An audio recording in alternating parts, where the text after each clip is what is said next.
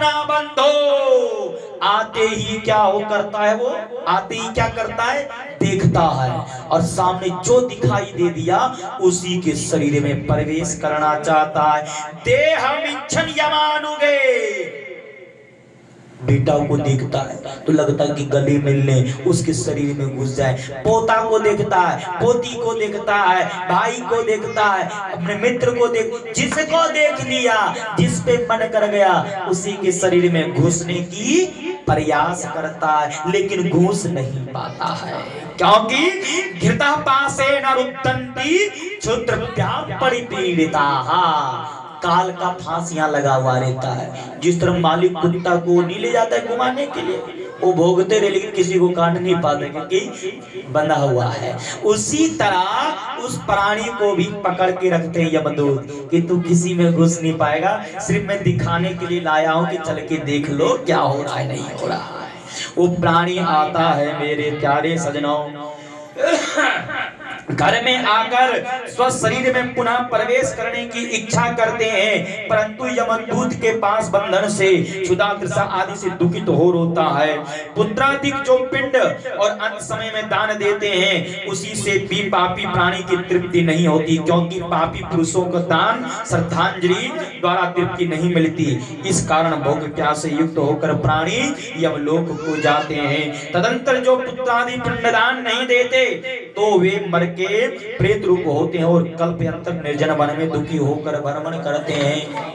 मेरे प्यारे सुनाओ, आता है अपने घर पे और घर पे जो पुत्र के द्वारा पिंड दिया जाता है उसी पिंड को वो पाता है, देखता है कि हमारे पुत्र मेरे मरने के बाद मेरे नाम से बहुत सारा कुछ कर रहा है, बहुत सारा कुछ कर रहा है, पिंडदान कर रहा है, ग्राम भोज कर रहा है, ब्राह्मण भोज कर रहा है, जीव जंतुओं का भोज कर रहा है, सभी को खिला पिला रहा है, मेरे नाम से पत्थर उड़ा रहा है, मेरे नाम से दान पुण्य कर रहा है, मेरे नाम से सत्कर्म कर रहा है और मेरे नाम से गरुड़ पुराण की कथा भी करवा रहा है, श्रीमद् भागवत महापुराण की भी कथा करवा रहा है। वो प्रसन्न हो जाता है कि वाह पुत्र हो तो ऐसा जो हमारे चले जाने के बाद भी मेरे नाम से श्रीमद् भागवत की कथा, गरुड़ पुराण की कथा करवा रहा है, मेरे नाम से सत्कर्म का काम कर रहा है, दान पुण्य इत्यादि कर रहा है। जा बेटा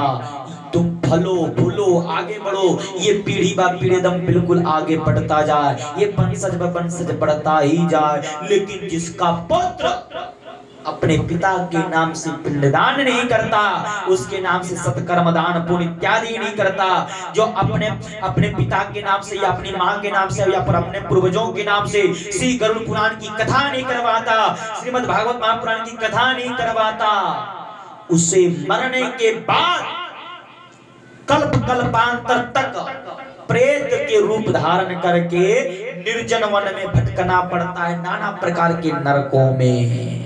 और उसके पिता या माँ या उसके पूर्वज श्राप दे देते हैं कि ऐसा कुपुत्र मेरा घर में जो मेरे चले जाने बाद कुछ नहीं, जब तक जीवित था तब तक बाबूजी बाबूजी माँ जी माँ जी, और जब चले गए तो आज मेरे नाम से कुछ भी नहीं, हम नरक में भटकेंगे, हम सारे इतने कष्ट भोगेंगे, और जिसके लिए मैंने कष्ट इतना भोगा, इतना कुछ कर दिया, मेरे नाम से कुछ नहीं किया, जाओ मैं तुझे श्राप देता हूं कि आज के बाद मेरा कुल में कोई वंशज ही आगे नहीं बढ़ेगा।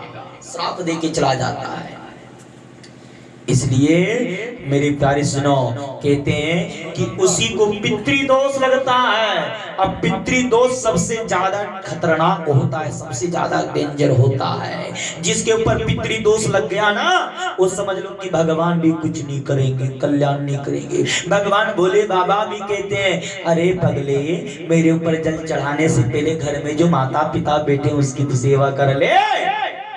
अरे पगले मेरे ऊपर जल चढ़ाने आए हो, कुछ फायदा नहीं है। तुम्हारे घर में जो दादा दादी जो बुजुर्ग बैठे हैं उसको तो तुम भगवान की तरफ पूजा किया ही नहीं, तो मुझे पत्थर का रूप जो उसको भगवान मानते हो। अरे तुमने अपने पूर्वजों को प्रसन्न नहीं किया और मेरे ऊपर नारियल फोड़ने आए हो। जाओ जिसके ऊपर पूर्वज नहीं खुश है, समझ लो कि भगवान भी ठुकरा देते हैं। और जिसके ऊपर पूर्वज प्रसन्न है, उसके माता पिता प्रसन्न है, दादा दादी प्रसन्न है, समझ लो कि उसी घर में कल्याण है और उसी के ऊपर भगवान भी कृपा करते हैं।